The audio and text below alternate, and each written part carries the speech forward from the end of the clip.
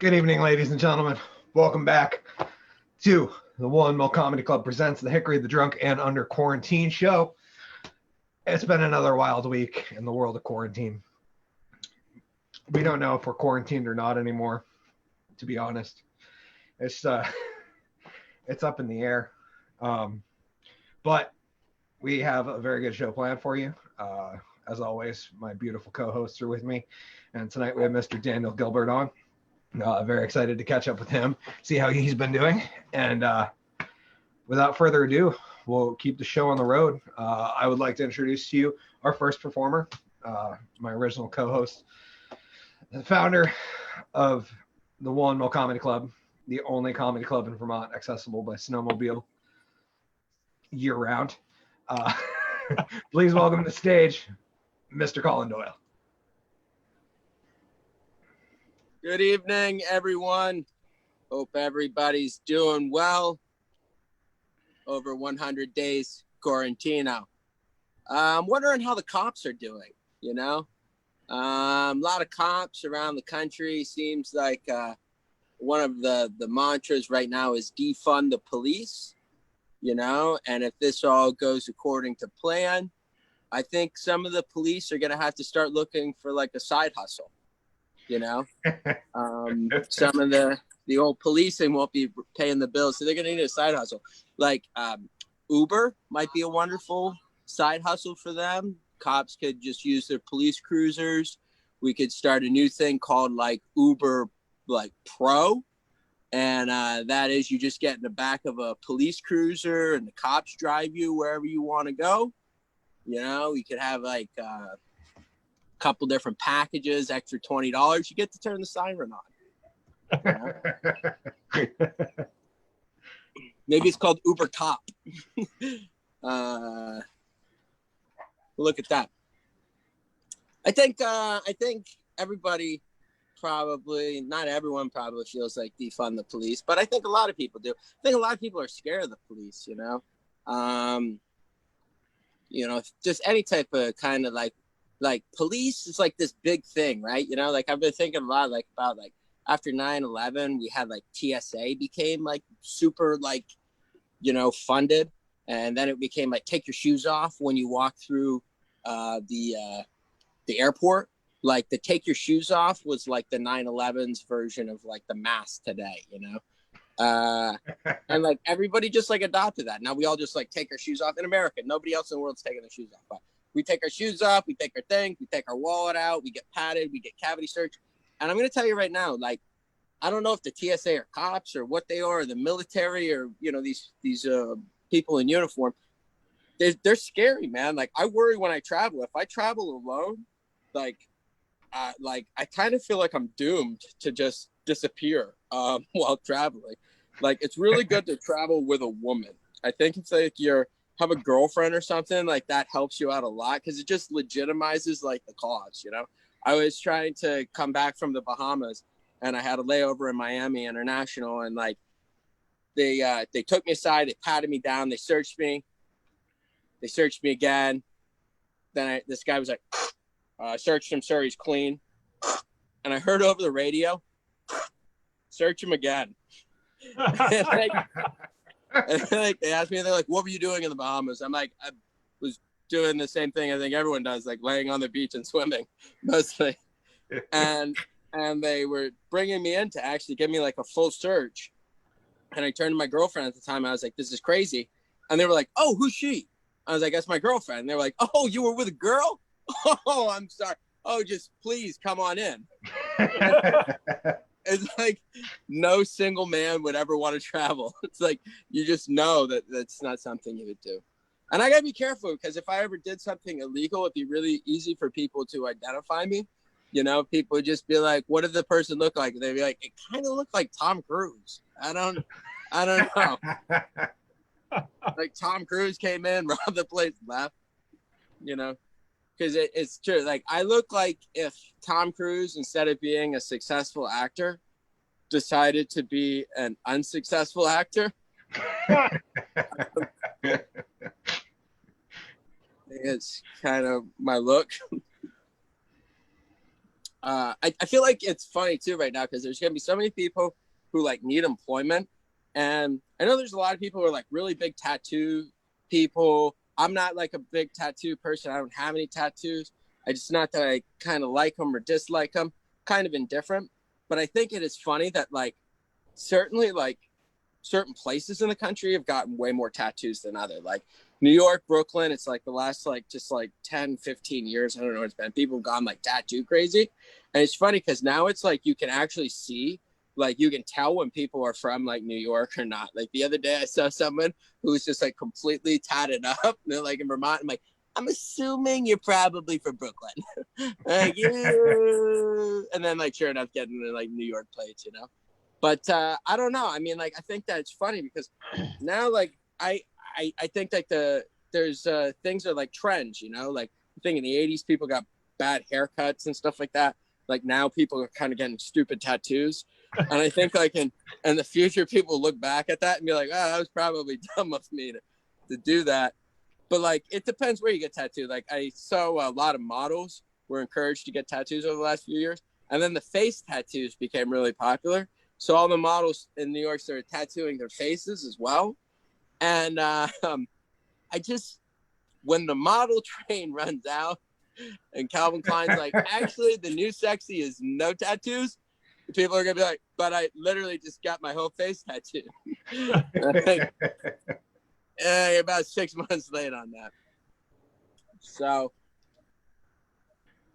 that's my weekly update over here. Well, thank you for being here, sir. It's very nice to have you as always.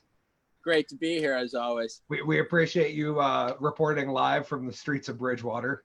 Oh yeah, they are right now. They are going crazy. Tear gas is in the streets. The peppering of rubber bullets can be heard. I would say I'm pretty sure the difference being that if somebody randomly delivers a pallet of bricks down in center Bridgewater, people are just going to start building stuff with it. Now watch, in 1 hour from now, this is going to go live on CNN. Earlier in the streets of Bridgewater, here it is. The sounds of peppering of bullets.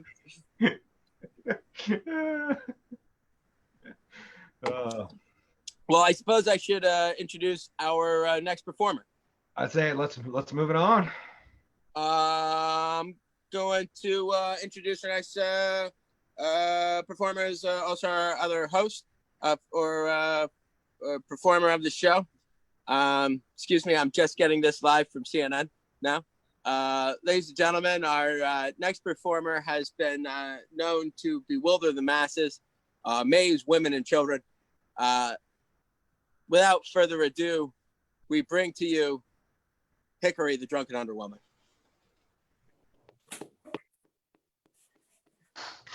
Good evening, ladies and gentlemen. I'm the one, the only, the great Hickory, the drunken underwhelming. Tonight, I'm going to show you all a minor feat in magic. I figured we'd get back to a little sexy talk. Talk about some rope. A lot of magicians, musicians, other forms of adult entertainer will use all sorts of rope. And spend a lot of money on very nice silk, finely wound rope. And Hickory, not so much. This show does not have a big budget for rope because the show has a big budget for beer. But what I will show you guys is an old classic of magic here.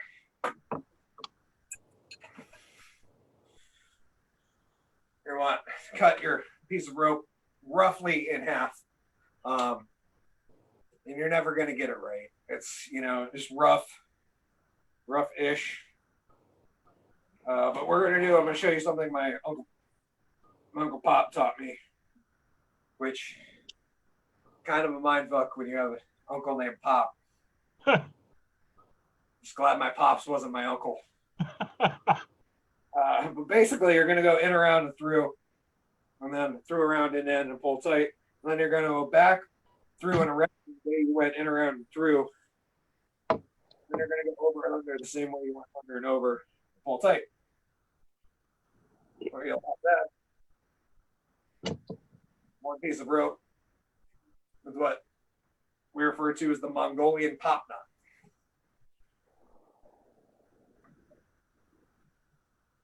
You do. Give her a little sniff. There we go. Return the rope and a one solid piece here. So let's try this again. It's going to require a little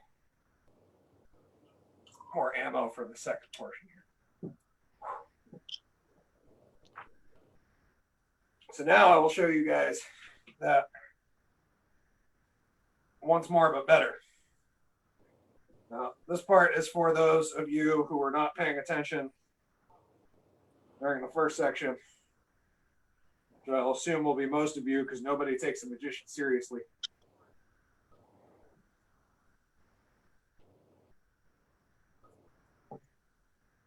Let's try that one more time. Okay.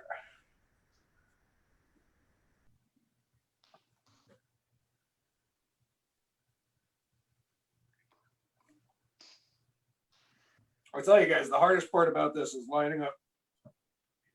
You need 3 even pieces of rope here. So if we got it right. Because I would hate to kill my entire show budget on clothesline. Well, what you're going to see here is that you got 2, 3 even pieces of rope. Or even-ish. Close enough. Now what you don't want to do is mess up. Because then you'd probably end up with like, I don't know, 1 medium-sized piece of rope, 1 small piece of rope, and then you'd have one that was just like way too long and you couldn't do anything with. So, in the event that this happens, I would love to show you guys what to do here. You're going to take the rope,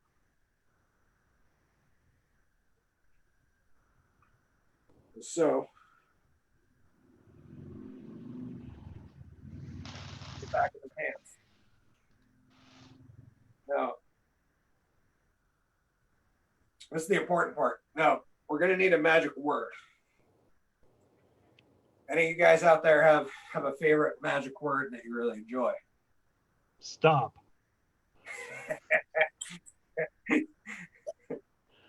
Is that what takes you to the finish line? That's what keeps me going. That's Say most people like mine, and my favorite magic word is consent.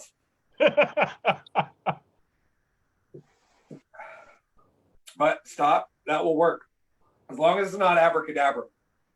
Don't care. Okay. The trick is when you do this, though, you say it with a lot of conviction. Or you can't feel like you're just half-assing it. Like you really have to believe in it, right? Stop. There we go. Okay. And now we're back to 2, 3 even pieces of rope. And I can finally finish showing you guys how to tie the Mongolian pop knot.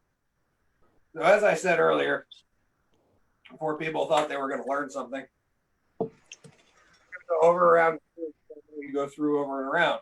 Make sure to pull tight, nice and snug. And you go good around and about, the same way you go about, around, and in, and pull tight. We have any questions yet? no. Okay, well, that was easy. Okay, on this one, we're going to do the exact same thing. We're going to go in, over, and around,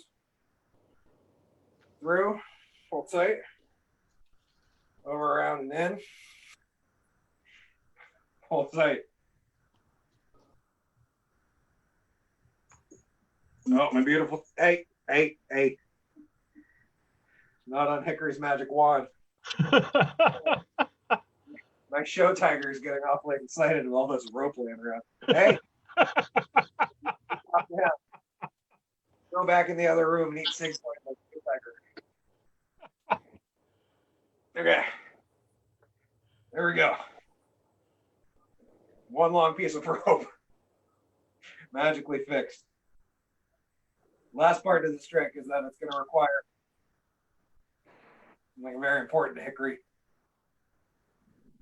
This won't work quite the same without it. We're going to need some of Hickory's magic weight loss powder.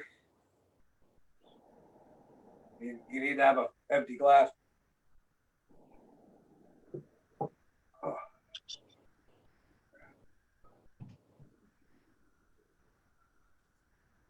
Oh.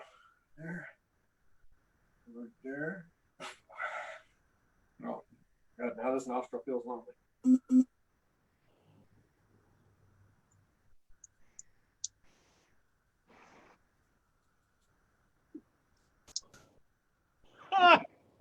Woo! Okay. Ready for some magic. Oh. Okay.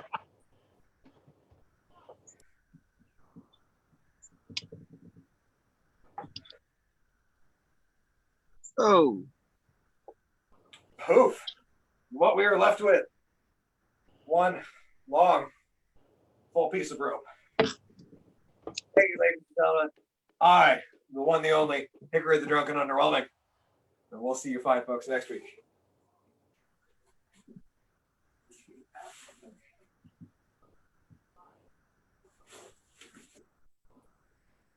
Well, there you have it, folks. If you didn't think you were going to learn something tonight, you're wrong, because I just learned that Magnolian pop knots are the shit.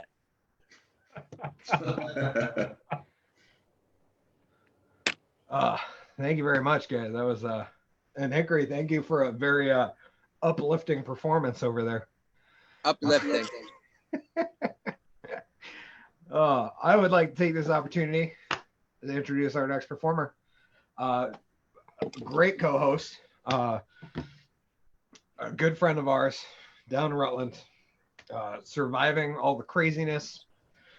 He survived Corona time. He survived protests.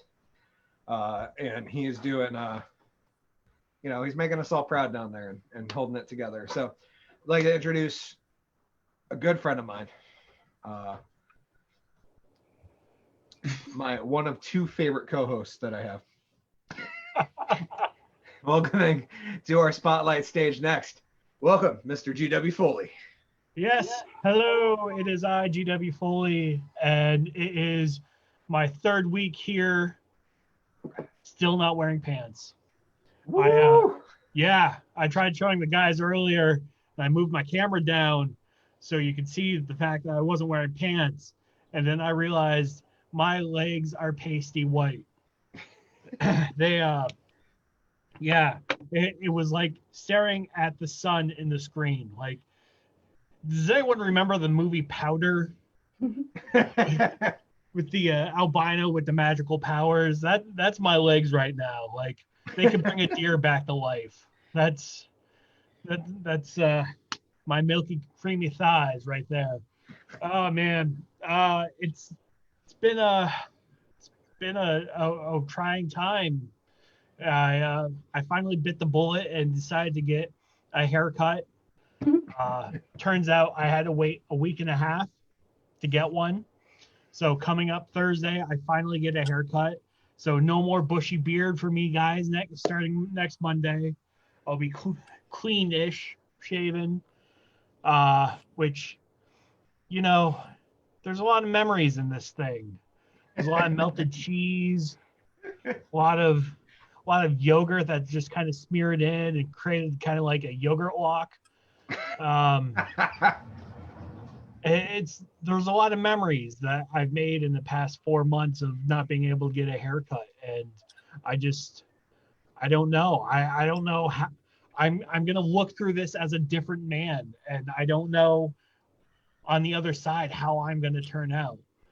Hopefully it's going to be better. If not, I can always shave and start again. I have that going for me. I have to talk about me being a dick recently. So long story short, my girlfriend burnt her elbow. Tragic story involving her trying to clean up dog piss with a steam mop. And I have to say, it's huge. Like for a burn, like it at least was like a 3rd-degree burn, and it was the size of a 50-cent piece, which is, if you've ever had to deal with a steam mop, is fucking incredible, because those are some of the safest things in the world. Like, you have to be a real idiot sometimes to get burned with them. Hopefully she's not watching and heard that.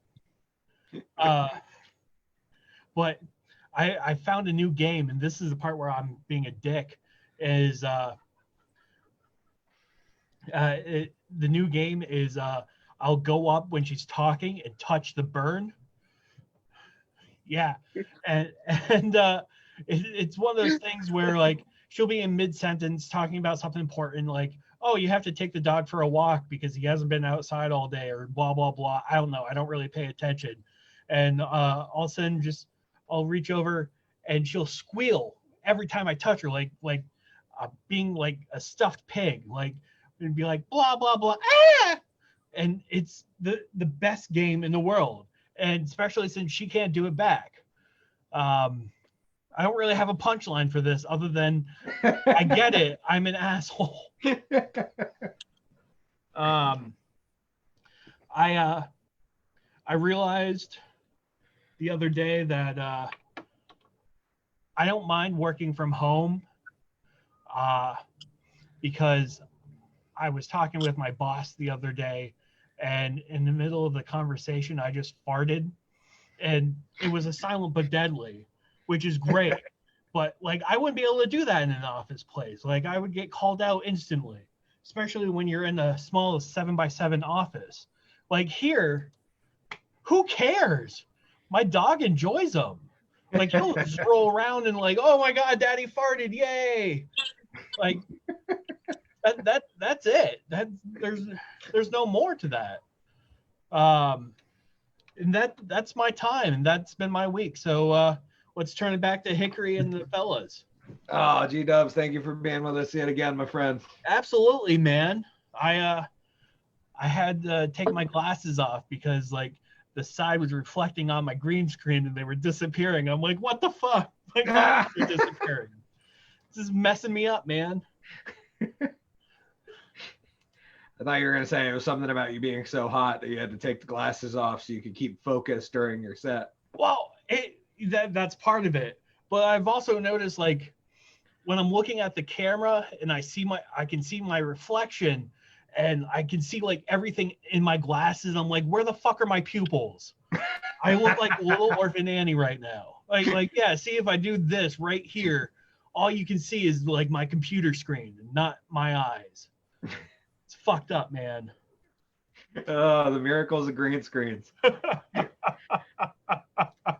To keep this moving, Collen, if you wouldn't mind introducing our special guest this evening, sir.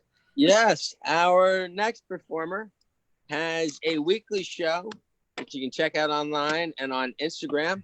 I always love performing and touring with him. The show's called Long Story Short, and my man, Dan Gilbert. Woo! I'm so happy to be here. Collen, everyone, thank you for having me. I'm not going to burn material for a Facebook Live thing, but I've written down some thoughts. If a tree falls in the woods, will my father stop hitting me? I've got a couple more dad ones. I cry sometimes after sex. It's not weird. I just miss my dad. I found out recently that my dad was an only child, which made me look at my uncle differently. How hard of a time did the band Foreigner have touring the South? Fair. I found out I found out so much recently. I found out recently that my grandmother was in the adult film industry. And the weirdest thing is I can't figure out a way to tell people without admitting to browsing interracial.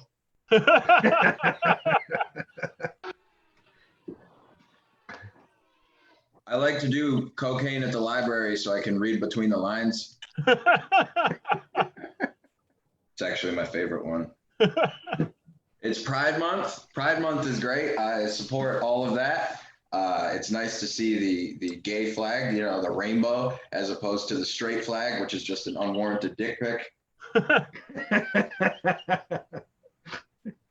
Due to the current economy, Pitbull is now Mr. State Fair.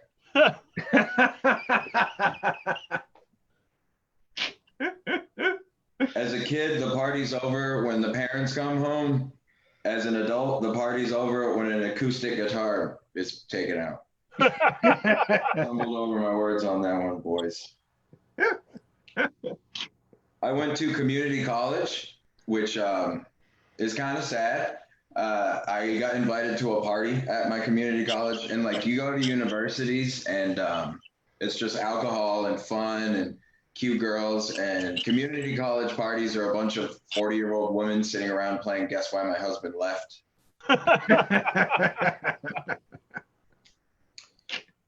My friend stopped me the other day and was like, Dan, the only reason I get out of bed in the morning is because my gun is across the room.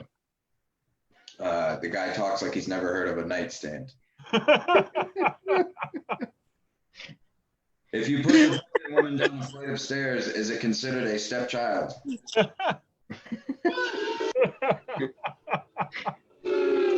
People don't like that. If you sleep with 3 senior citizens in one night, is it considered a Jerry hat trick? I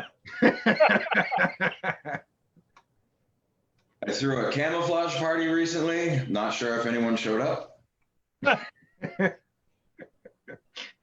I'm afraid of COVID, but not for health reasons. It's for the social interactions that have to happen after. It's just like giving an STD call.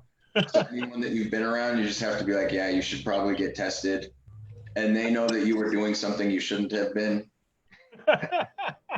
There's an actual joke in there, and I'm going to figure that one out. Now it's just facts.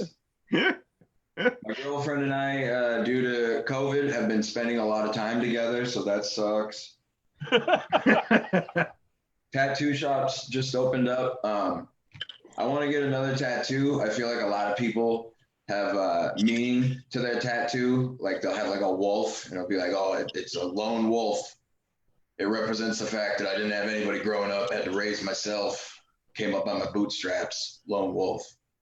But I have faces that I drew on drugs when I was a kid, and I drew Mickey Mouse. And to be quite honest, if my tattoos have a meaning, it's probably the same one behind that old show, 16 and Pregnant. Some mistakes are with you for life.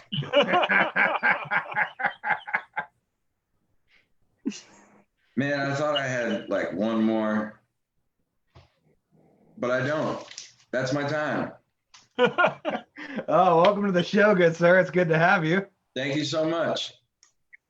Dan was a affectionately loved member of the Woolen Mill crew back until he decided to up and leave us for the freedoms of New Hampshire.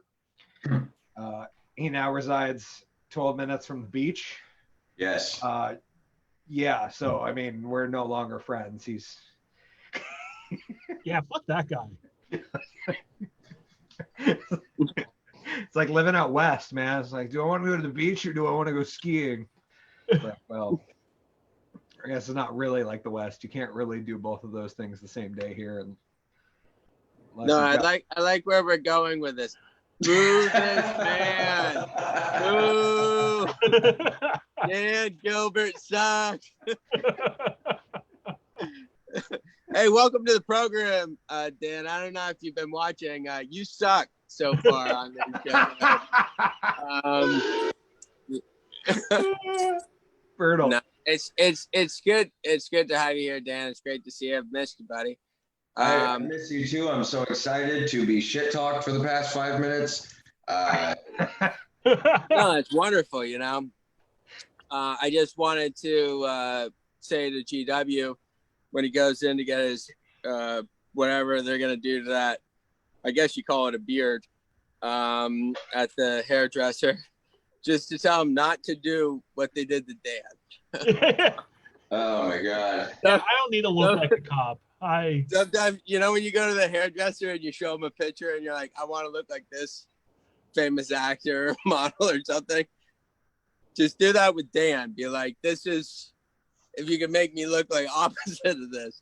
This haircut, I feel like most people are like sensitive about stuff that they know is going to hurt your feelings. But as a man with a bad haircut, it's all out the window. It's a fair game. Every It's person fair I game. see.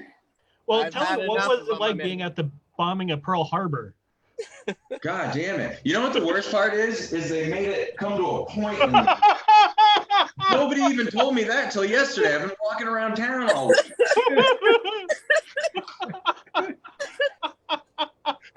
And you're stuck in that awful position, sir. I totally sympathize with you, where it's like, well, on one hand, you kind of look like a cop, which nobody fucking likes right now, or you could shave it off and look like a skinhead, which is nobody's fucking liked ever. Yeah, it's lose-lose on my end. I couldn't be more grateful for quarantine. They put you in a no-win position. But the one thing about it, Dan, is you're a handsome man. And luckily, you know, I got to be honest with you, they didn't do much with the canvas you gave them. But, you know, next time. The worst part about the whole thing is I did not ask for a high and tight. I specifically was like, clean me up. And then the next thing I know, I saw him using a 1 on my sideburn and was like, you got to be fucking kidding me.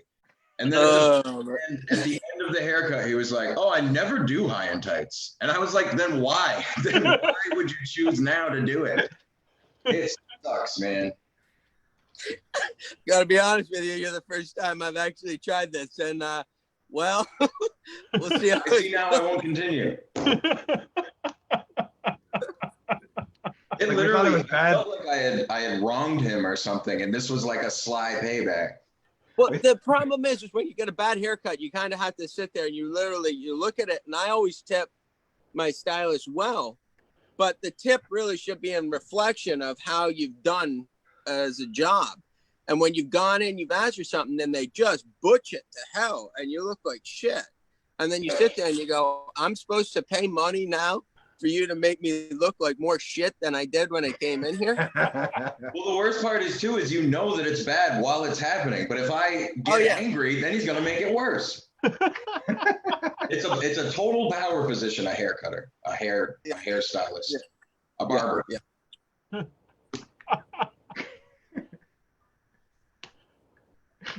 So with that, how has Corona time been treating you down there in the beautiful coast? It is what it is. Not to make light of mental illness, but there's a crazy woman that walks up and down the street. So that's been keeping things interesting. She got arrested the other day.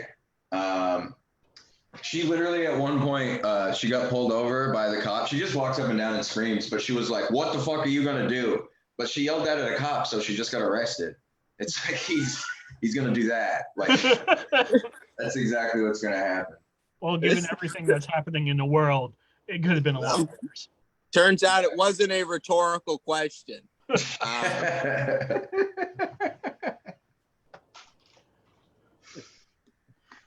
A couple of topics to bring up with you guys tonight. Somebody has informed me that there's going to be a topless comedy show coming up. I think it was Collen that mentioned it. They're doing. No, that was me. Oh, sorry. Sorry, G-Dubs. I didn't mean to. Yeah. No, the beauty of only having 3 other people in the show is that if I just forget and lay it into one person, somebody will correct me. The joke on that is that we've been having a pantsless comedy show for 7 weeks now. And I think Pierre's been going longer than that. Yeah. It's, you know, I'm just pissed that I didn't get invited. Like, I got some good sized man titties. Like, I'm sure people would want to pay money to see these things. Secondly, what are those organizers sexist? Is there any men on the bill? Well, I'm not sure. The peculiar thing is that one show that I know of was a topless comedy show for Black Lives Matter. Yeah. And Okay. I don't know if you were in a think tank, if like conference rooms still existed right now, and you were in a think tank and you're like, I want to do topless comedy, and someone's like, oh, okay, yeah, that's kind of a cool idea. I mean, like, for Black Lives Matter, people be like, that probably isn't the message. On the one hand, I love the fact that shout out to Black Lives Matter. On the second hand, the absurdity of the way that you plan on fundraising it is probably not the most gentle way of going about it. But I like I props to the creativity of it. You know, that's probably going to ruin your career as an entertainer, but it was worth a shot. Yeah. I'm just pissed because it totally derailed my dicks out for ASPCA.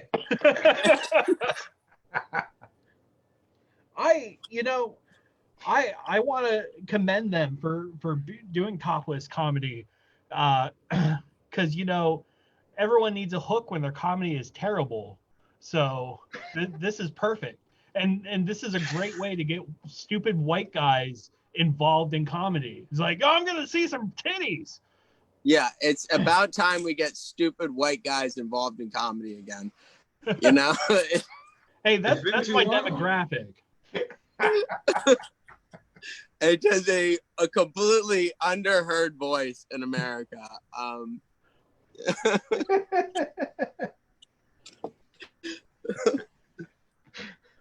Well, while we're on stupid topics, anybody got an input on what do they think about the whole defund the police movement that we're experiencing right now? I'm not saying that, and let me pre-state that I am not, I don't think overstepping of power is good in any situation. Well, let me just say, from speaking on behalf of when I was a constable, my first day of being constable, I was sworn in. I was given a set of handcuffs without a key. I was given a bulletproof vest. I was rated for a 22 caliber bullet. I was given no firearm, and I was given paperwork that was about 18 years old. I think that was probably the most defunded department in the country at the time. But what I say is, if I could make it work with handcuffs without keys, no firearm, 22 caliber vest, I think if you're a real cop, we should see you do just as much with as little. And then let's see how good of a cop you are. And look at that. Collen didn't have to pull over a single. Nope, I never had to pull over a single person. I ever had to do anything, to be honest. And I think that that's the best policing. I think if all the police just did nothing, I think that would be probably a good job for them. Were you on foot as a constable, or did you have a car? No, he had a horse. Well, they gave me a badge, and most of the pursuits had to be on foot because the department was so underfunded. But I love the idea of you pulling somebody over on foot. That's just a brisk jog and a fucking. No, the department has about a $300 to $400 a year allotment, and so, and you'd be amazed how much policing you can get done with $400. And and they talk about this, they need that. You don't need all that. You need $300-400. Pursuits on foot. Billy clubs, guns are expensive. Go back to clubs. That's a huge saving right there. What if what if the police just got super good at roasting people? So they just took justice by just being super mean, making people change their ways. Maybe we can do that. Like if I was robbing a bank and the guy was like, "Your haircut fucking sucks, Dan," I'd be like, "Yeah, I'm out." Yes, nothing stopped the kidnapper being like, "You're a fat fuck." I know, that's why I'm kidnapping. I can imagine Dan at the scene and the cop just rolls up like, "You have shift later?" I thought I was first on scene. Oh fuck! I don't have a uniform on. Man, that's true. I should just Nobody go, said like, do anything for 3 months. I should just go. No, I should just go do crimes. I'll get away. I'll go to Spirit World USA or whatever the hell, get a Halloween costume and just do whatever the hell I want. Why What not? did he look like? He looked like you, officer. What? Yeah, you don't need a costume anymore. You just go in wearing your recommended COVID attire, bandana, goggles, hat. What do you look like? I don't know. You had a mask on. He had a black umbrella and was smashing windows. What color were his hands? Like, I don't know. He was wearing gloves, dude. Yeah. What would you, if you guys were allowed to do one crime, what would it be? Run for Congress. Damn. Oh. I had my soundboard up. I'd give you a round of applause on that one. I would take a one-way trip on Epstein's plane.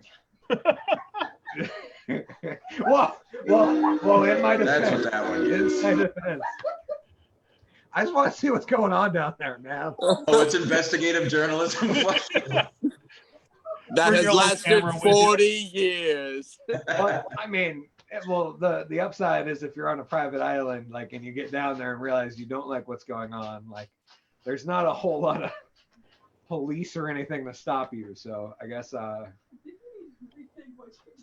the illegal thing I would like to do is to carry my AR-15 right down to Epstein Island to go investigate. That's what I would like to do as my illegal action. I would just catch rainwater in buckets, which is illegal in New Hampshire. Oh yeah? Yeah, this was a setup to get you guys to say weird stuff, and I had that locked and loaded. I'm here for it. So, Dan, I got to know. Tell me about your Instagram show. It's every Sunday night at 8 o'clock. It's basically I go live, and audience members call in with a story about absolutely anything. And they have 2 minutes to get it out, and then it usually goes to like 9:30. So at the end of the night, I choose a story of the night, and they get a prize. I mean, I've given away a Daredevil Hot Wheels set, a leather jacket, beer gift cards, and shit like that.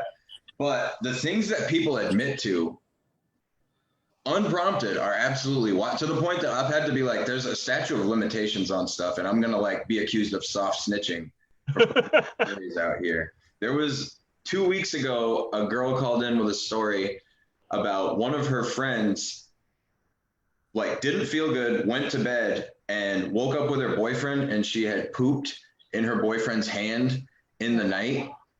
But she tried to say that he pooped in his own hand and like defer the whole situation. It's just the scummiest thing I've ever heard in my life.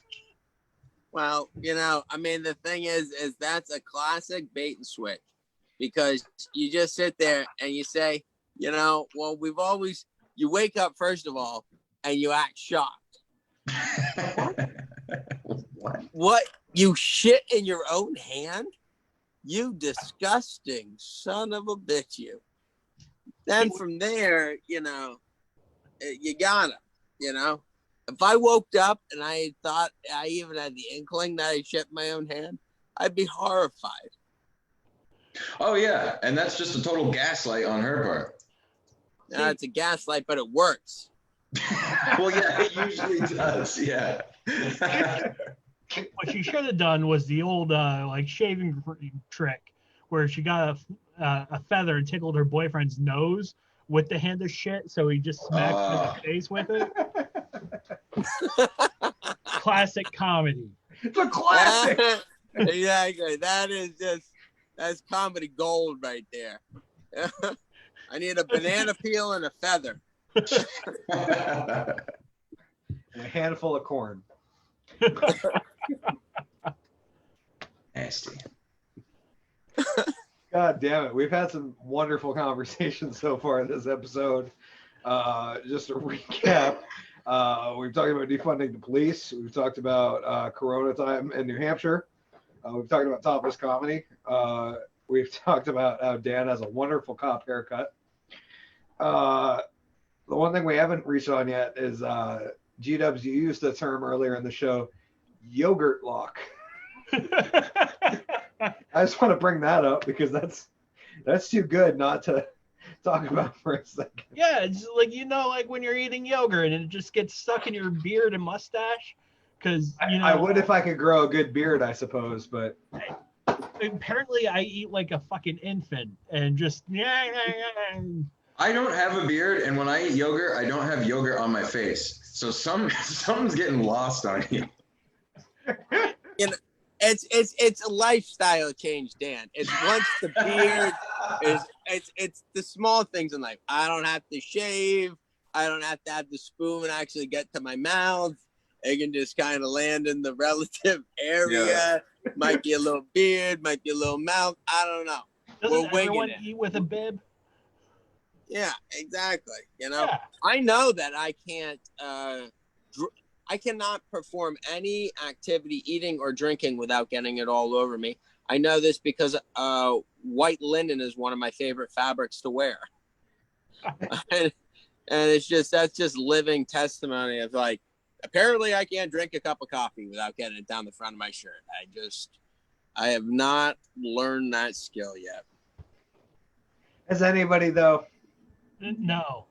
I drink that's the coffee. deal, is that all these assholes are going to look at you and think poorly of you. And meanwhile, they're just like kicking themselves in the morning because they've got to change their dress shirt 3 times before they leave for the office. So they can get there and talk down to you. Know how to use bleach better than you do, apparently. I find the trick is just not changing your dress shirt. Yeah. Accumulate that shit. And one day it's white, and someday you got one that looks like it's covered in red wine. Yeah, I just go with the Edward Norton face Fight Club approach. Just make it look like you just fought someone in the parking lot. No one's gonna question you on it. Although right now they might ask you as to what protest you were at. Yeah. Well, he's covered in blood and he's got half a brick in his hand. So Yeah. He's either homeless or a protester. Or both. Yeah, that's true. Sorry. Homeless lives matter. Oh, come on. Even as a joke, that's not even true.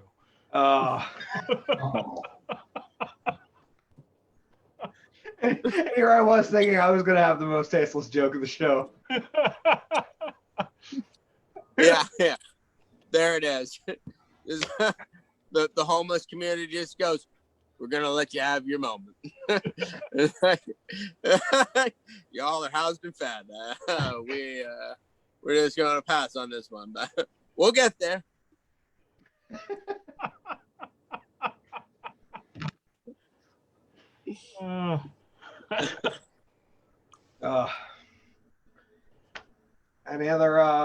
Anything else we should talk about? I mean, we got a good few minutes out of yogurt lock, so I figured. Anybody else had anything they wanted to bring up? And no, we're not at the plug section yet. We're just feeling it out, seeing if anybody has anything they need to get off their chest or. What's your favorite animal? Tigers. I'm a big fan of Carol Baskins. Killed her husband and whacked him. That's all I do. The assistant gets that fucking kick out of that part. Sorry. That was just for me and her. I took a selfish moment during the show, guys. I gotta tell you, it's killing in the room. It's killing in the room right now. That's really what matters. It literally killed everything. Like, the entire vibe is now dead. That's the one line GW hasn't laughed at. So Do you know how hard a line must not hit for me not to laugh at it? I laugh at some of the stupidest shit in the world. Having GW at a show is honestly like a life raft. Because Believe me, that's why he has been recruited, my friend. Well, it is and it isn't. Like, I love being supportive and laughing at my friends. Like my friends do great jobs until like I get up there and it's all quiet and shit because I'm not laughing. Everyone's like, "Hey, where's that laughter cue go?" Oh yeah, he's on the stage. I don't know when to fucking laugh anymore. you need to just record your own laugh and like hide it behind your back or something. I'll run it from the green room. Yeah, exactly. Just keep playing the laugh track. Be like, we got it, and let me tell you right now, use it liberally. All right. Well, it was like the first show that we did when I was the guest. Jess came out afterwards and she's like, "You need to mute yourself when you're laughing." I'm like, "That's kind of no." No. You know how hard it is to do this when you can't hear anyone laughing? I can't imagine they do those drive-in movie theater style shows now, where I guess people like flash their lights or honk their horns for laughter. I can't imagine how isolating that feels. That would piss me off so much. I was actually had this thought. I didn't know that this was a real thing. And I was saying that I want to try to get this show broadcast, get it up to like FM broadcast so we could do like a hybrid, like live / broadcasted show. That's crazy that people are doing that. And I'm glad to hear that you guys think it's probably equally as insane as it sounds. Yeah, I mean, I haven't actually done one, but I just doing Zoom shows is tough, but it works. But without hearing anything, I feel like I would get off stage. Yeah. You know, the tough thing is like and I generally laugh much later than like when people laugh. Like if I go to a movie and something happens and there's like the scene plays out and blah, blah, blah, blah, blah, blah, blah, blah, blah, and there's punchline, and then like the audience laughs at the punchline. Like I'm always like way later on after the punchline to like start laughing. Cause like I just think about it and then it's like I kind of like mull over why that's funny, and then it almost hits me harder if it's funny and it's smart, you know. Like when you said your joke earlier about like I like to do cocaine in libraries because I like reading between the lines. I missed actually the next 4 jokes because I was just sitting there being like, that is a really funny joke. And like I was sitting there and then I was like sitting like thinking about the joke, and then it was like, oh shit, I just missed like you know, a bunch more because I'm just sitting there like actually thinking about it. So I don't know, it's like hard to like even when you're in the room to read how people are processing stuff is funny or not. And then when something like, I'm not saying like I'm not sucking my own dick and saying that was a smart joke, but like when a joke's genuinely smart, half the time I don't even laugh. I'm just in my mind like, that's really funny. Yeah, exactly. It almost hits you different where you're like just sitting there marinating in it and you're like, oh, that's funny. You know what I mean? And then it's like, it almost hits you different than just like a visceral, like, you know, laugh. So, and I've always been like, if something's really funny, like it's almost like I sit there, like you said, it's, you almost get stunned by it. You're almost like sitting there like, holy shit. And then you're kind of going back and trying to like even rethink about what you just heard. And then that takes a second. So then when it hits you, it's hitting you much later. Like low-lying fruit hits you quickly. And the deeper stuff like kind of hits you like it's like a slower burn, you know? Yeah, definitely. It like builds up inside of you. But I love going to like an AMC theater with 700 people and like hear the whole audience laugh. And then after they're done laughing, I'm like, ha ha ha ha.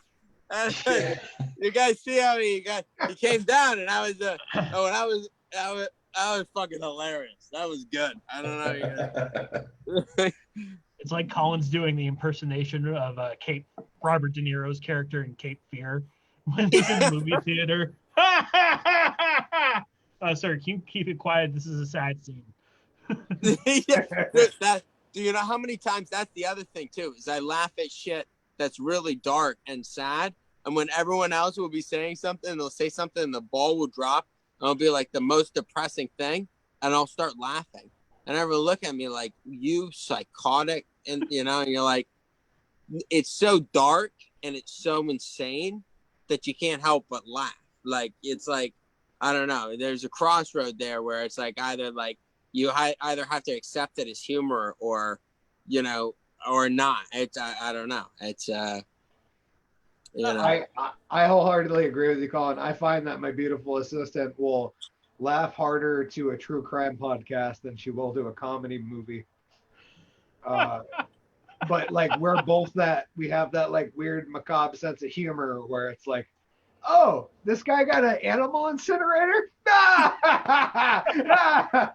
And like I told somebody at work about it the other day, and they're like, wait, you were laughing that this guy bought a commercial incinerator for his house? And I'm like, yeah, that shit's funny. Like, who spends 15 grand on like body disposal? And you have to be dedicated to your craft. And they did not find it nearly as entertaining as I did. And I'm like, dude, I can pull up the fucking photo of it on Instagram and show you. And they're just like, no, I don't want to see that. And I'm like, but it's just a big propane grill. Like, I don't think you understand. No, I just love the fact that someone's like sitting there waiting for it coming in on like Amazon. Like, yeah, you know, I got to tell you, this whole COVID thing, you know, is anyhow. All right. Thank you, Mike. Sign here. Okay, that's everything, right? Or do I need? Oh, I need the fuel time. All right. Have a good day. You know? Normalcy. Oh, go ahead. No, I was just gonna say, like Chaplin had this great line where he said he was like, "It's through humor that we see like we exploit what seems normal as the abnormal, what seems regular, irregular." You know, the what absurdity is what, you know, we observe as normal behavior, you know, and like humor is just like this expression of like looking at things that we all accept as true. We go, oh yeah, that's true. And then it's like, no, that's totally insane. Everything that you guys are accepting as normal is totally, that's not what it is. That's absurdity, you know? And then the second people realize that becomes like that real smart joke where people are like, oh, I've thought that before. Like I've had that feeling. You know, like I eat bagels and bagels are stupid, you know what I mean? Or whatever it is. It's like, you know, it's like we all look at things that we do daily and it's like, nah, yeah, but it's a lot dumber than we all think. Getting to the end. Anybody? I agree with you, Colin. I love that was the segue. All right, man. Sorry. That was my segue to the United States Postal Service. Lead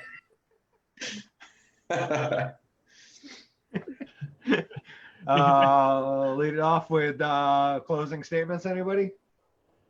Follow me at Foley Kills on Twitter and Instagram, where I don't really publish anything, but I notice when you follow me. Find me on Facebook at GW Foley. Yeah, that's my life is boring. Plug for a sad fact. Yeah, please follow GW Foley at Foley Kills, where he creates no content and adds no videos. You follow. Oh, all right. Well, here, if I get 10 new followers on Instagram, no, I'm plugging it for you. Like 10. Like, I'm not talking like a huge number. Just like I'm looking for 10 new followers at Foley Kills. All right. Yeah. Get on that and friend it and make it prove to him that this was a thing that just happened. Yeah. And make it worth it for me to do content. Yes. And Dan Gilbert, I look forward to sleeping on your couch at some point. Of course, I look forward to stealing another sandwich of yours in the dead of the night. That would be wonderful. I don't even care about plugs. I just want to say I've never felt more seen in my life. Colin and I and our buddy, we like had a string of shows to do, and we were staying at a hotel in Maine. And Colin went to bed, but he had half of a sandwich from the restaurant. and put it in the fridge. And we're all drunk. It's like 1 a.m. and I was just like, fuck it, I'm hungry. I'm gonna be the ultimate dick and I'm gonna eat that sandwich. As soon as I put my teeth in it, he came out of his room and just saw me. There's no way to get out of it. There's like no way to lie. There's no way to like, oh, I didn't know it was mine, even though you're the only one that had takeout. I'll never forget, just in my mind, knowing immediately like, oh, you're a dick and you got caught. Yeah, that's my plug, is that story. Yeah. That Please. is a moment I'll never forget where you sit there and you're like, are you eating my fucking sandwich? No, man. Just no. So I'll take that segue right into, please everybody follow Dan Gilbert. Find the longest story in the world show. No, I'm sorry, I can't remember. Long story short, live. Long story short, live. Long story short, longest story in the world. Please follow. I'm just at the end of the longest line. Please unfollow GW and then refollow him so we can get 10 follows on him. Wonderful idea, Hickory. That's actually smart. Please follow GW.